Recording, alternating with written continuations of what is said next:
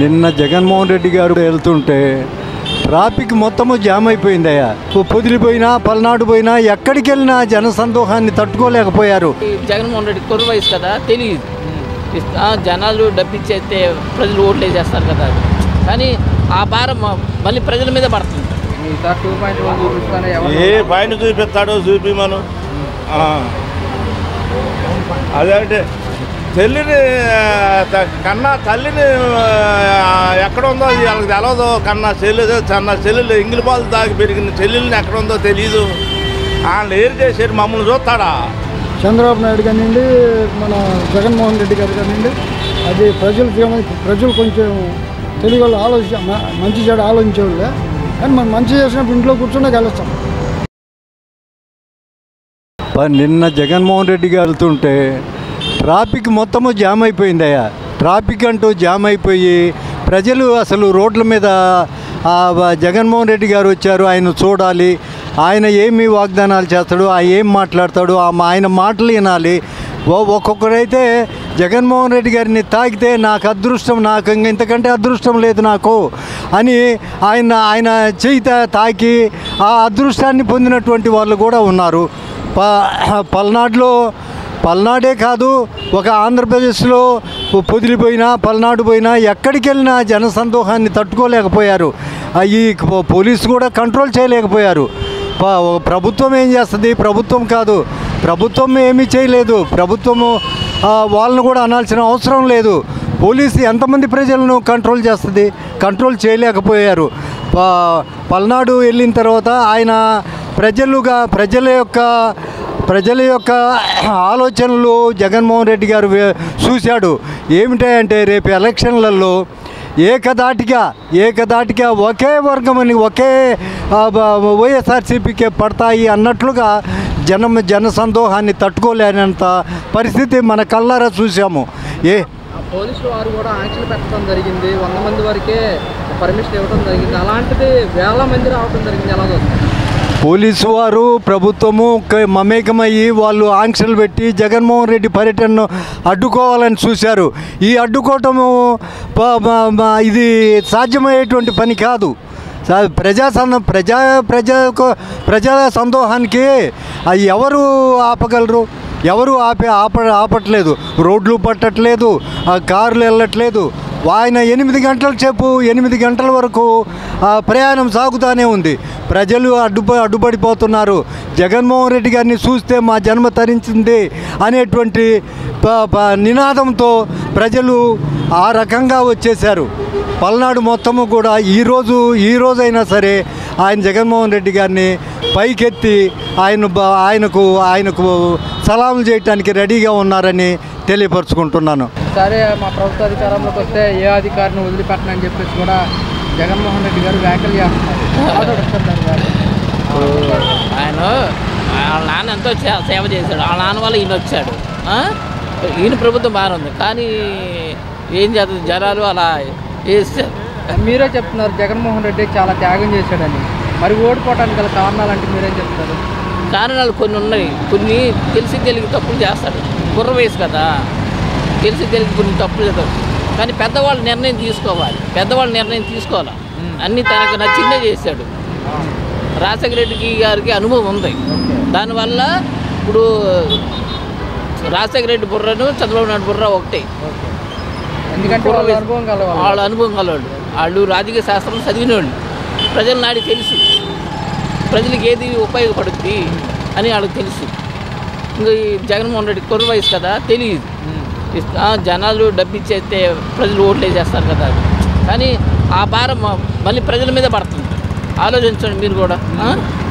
ఈ కరెంట్ బిల్లులని దానికని దీనికని పడతాయి. వాళ్ళు ఎక్కడి నుంచి తీసుకొస్తారు? అంతే కదా, మనం కూడా ఆలోచించాలి కదా. అసలు నిజంగా నా లెక్క ప్రకారం అయితే ఓటుకి డబ్బులు తీసుకోకూడదు. అప్పుడు మంచి ప్రభుత్వం వస్తుంది. ఓటుకి డబ్బులు తీసుకోకూడదు, అప్పుడు మంచి ప్రభుత్వం వస్తుంది. ఈ డబ్బులు తీసుకోవడం వల్ల ప్రజలకి మళ్ళీ పన్నుల భారం మీద వీళ్ళ మీద వేయాల్సి వస్తుంది. అంతేసాడు ఇంతేసాడు అంటున్నారు.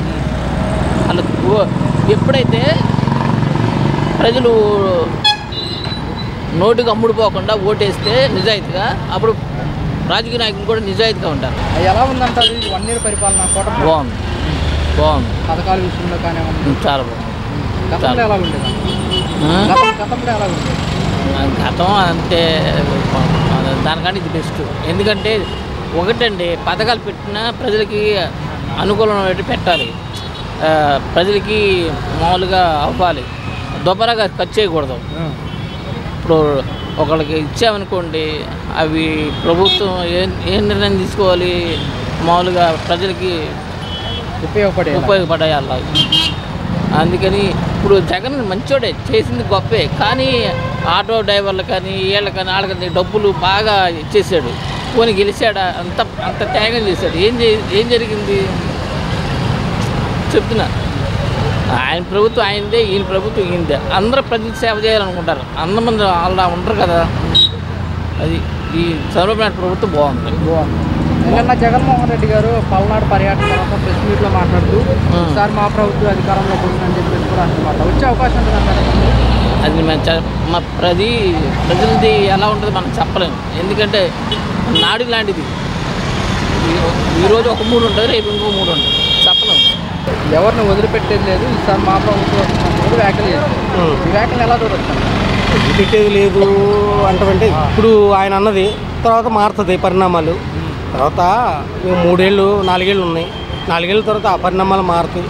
ఈ పరిపాలన ఇవన్నీ చేసుకునేసరికి ఎవరు ఆ టైంలో బాగుంటారు, ఎవరు ఆ టైంలో బాగోరు, అవకాశం ఎవరికి ఉంటుందో వాళ్ళు.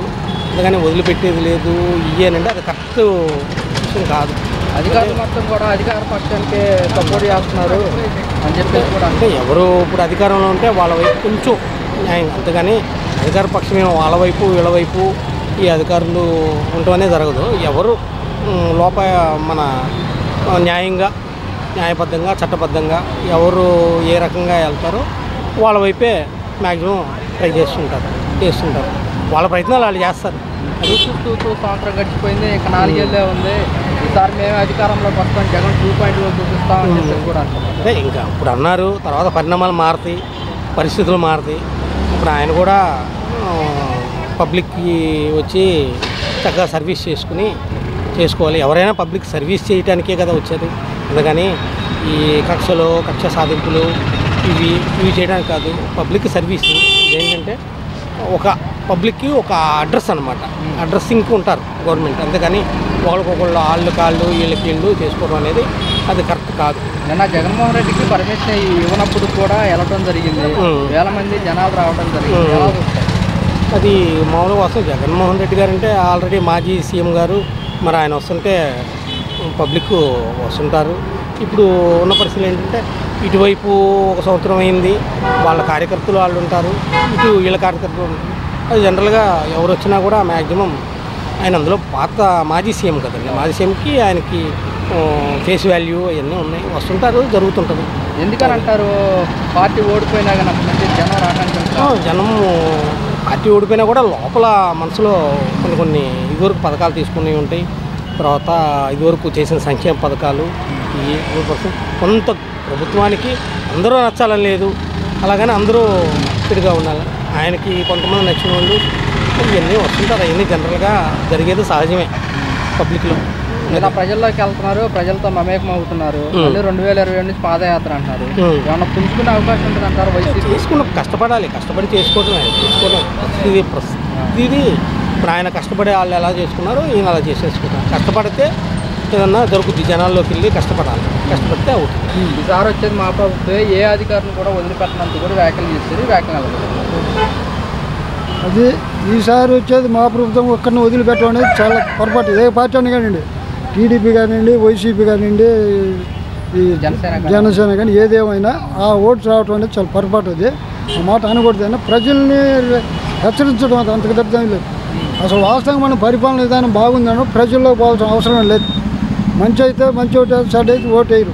ప్రజలు తిరిగినంత మాత్రాన చంద్రబాబు నాయుడు కానివ్వండి, మన జగన్మోహన్ రెడ్డి గారు కానివ్వండి, అది ప్రజలు కొంచెం తెలుగు వాళ్ళు మంచి చెడు ఆలోచించేవాళ్ళే. కానీ మనం మంచి చేసినప్పుడు ఇంట్లో కూర్చున్నా గెలుస్తాం. దాని చెప్పి ఇంకా ఈసారి మా ప్రభుత్వ అధికారంలోకి వస్తే జగన్ 2.0 చూపిస్తానని చెప్పేసి కూడా వ్యాఖ్యలు చేస్తారు. అది పొరపాటు అండి. అది ముందుగా ఒకవేళ మనసులో పెట్టుకోవాలి కానీ ఉంటే ముందుగా హెచ్చరించడం అనేది సరే, హెచ్చరించినా తప్పులు ఉండాలి కదా. ఏది లేకుండా ఎక్కడన్నా పట్టుకుంటాము, పట్టుకొచ్చి లోపల వేస్తాము. నేను పార్టీ ఫీలింగ్తో మాట్లాడుతున్నా, ఓటు చాడు వదలకూడదు, మాట్లాడదు. నిన్న జగన్మోహన్ రెడ్డికి 100 మంది వరకే పర్మిషన్ ఇవ్వడం జరిగింది, అలాంటిది 1000 మంది రావడం జరిగింది. అలా ఏ ప్రభుత్వం ఉన్నా ప్రభుత్వం ఒక ఆంక్షలు ఇచ్చిన పోలీస్ వ్యవస్థ అనేది లా అండ్ ఆర్డర్ వాళ్ళ మాట మనం ఖచ్చితంగా పాటించాలి. వాళ్ళు చెప్పిన మాటకి పరిధి దాటి ఎక్కువ జనాభాను చేసుకోవడం అనేది పొరపాటు. దీని మీద కూడా పోలీసు వారు చర్యలు తీసుకుంటామని చెప్పడం కూడా జరుగుతుంది. ఎవరైనా తీసుకోవాలి, వాళ్ళ ఉండే ఆర్డర్స్ వాళ్ళకు ఉంటాయి కదా, వాళ్ళు ఖచ్చితంగా తీసుకుంటారు. నేను సరే వాళ్ళ మాట ఇప్పుడు మీరు పోలీసు మాట చెప్పారు, నేను పాటించాలి. మీకు వ్యతిరేకంగా వేసేది ఖచ్చితంగా ఇచ్చిన మేము పర్మిషన్ ఇచ్చినా కానీ ఉల్లంఘించి వెళ్ళిపోయారంటూ కూడా పోలీసు వారు అంటున్నారు. అప్పటికప్పుడు కేసు పెట్టాలి. ఇప్పుడు పోలీసు వాళ్ళు వ్యవస్థ వాళ్ళ తీరు వాళ్ళు వ్యవహారం దాన్ని అనుగుణంగా మనం పోవాలి. అంతవరకు తల్లికి వందనం పడిందా మీ మనవాళ్ళకి? పడింది నాన్న. ఎంత పడింది? 1300 కాడికి పడినాయి. 13,000. అది 13,000 13,000 పడినాయి పిల్లకి. అది గతంలో ఎలా ఉండేది అంటారు? అమ్మా గతంలో ఎందుకు వస్తుంది నాన్న? గతంలో ఒక పిల్లకి ఇచ్చి మనం ఇలా 2 పిల్లలు ఉంటే ఇలా హ్యాపీగా పిల్లల పుస్తకాలకి అన్నిటికీ అన్నిటికీ సరిపోతున్నాయి.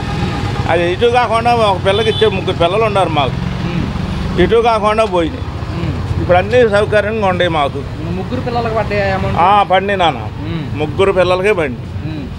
మరి ఇప్పుడు ఎన్నికల ప్రచారాల్లో 15,000 ఇస్తామని చెప్పారు, తీరా వచ్చిన తర్వాత 13,000 ఇచ్చారని వైసీపీ అంటున్నమాట మీరేమన్నా? వైసీపీ 15,000 అన్న మాట వాస్తవమే. 15,000 అంటే వైసీపీ 15,000 ఇస్తారన్న 15,000 ఇచ్చాడా?